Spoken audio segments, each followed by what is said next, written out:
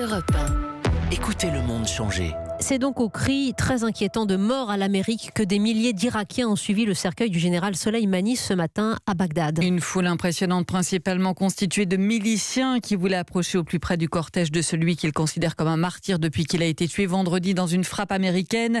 Gwendoline de Bono est l'envoyée spéciale d'Europe 1 en Irak et elle est l'une des rares journalistes occidentales à avoir pu assister à ses funérailles. Qassem Soleimani, qui était encore hier l'homme le plus puissant de la région, est désormais dans un cercueil. Il est recouvert du drapeau iranien.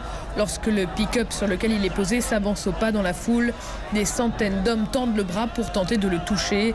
Certains de ceux qui y parviennent s'effondrent en larmes. Le scénario se répète au passage du cercueil d'Abou al-Mahdi al-Mohandes, le chef des milices irakiennes. Cela fait partie de la culture du martyr. Il y a en réalité plus de haine que de tristesse. Elle est dirigée vers les États-Unis. Tous scandent mort à l'Amérique, tous réclament le départ de tous les Américains d'Irak. Nous avons deux grands martyrs, leur sang ne coulera pas en vain. C'est la fin des Américains basés ici. Le gouvernement ne doit plus protéger les forces d'occupation, elles font de nous des cibles. On va jeter les Américains hors du pays au plus vite. S'ils ne partent pas d'ici, nous ferons de cette terre leur cimetière.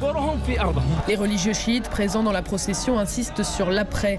Le général Soleimani et ses hommes ne sont pas encore enterrés, que l'un d'entre eux prévient. L'idéologie et l'action continueront. Ces martyrs laissent derrière eux des milliers de combattants. Ils ont donné leur vie pour nous et nous continuerons dans cette voie pour l'islam. Un père tourne le visage de son fils vers les cercueils. Autour, des milliers de miliciens en uniforme. Leur drapeau s'élève partout au-dessus de la foule et tous le promettent. Nous nous vengerons. Bagdad, Gwendoline de Bono, Europe 1. Un reportage exceptionnel, je vous le disais, de notre envoyé spécial Gwendoline de Bono à Bagdad. Et alors que tout le monde redoute une escalade entre l'Iran et les États-Unis, Donald Trump a assuré cette nuit depuis la Floride qu'avec ce raid américain, il avait voulu arrêter une guerre, pas en commencer une.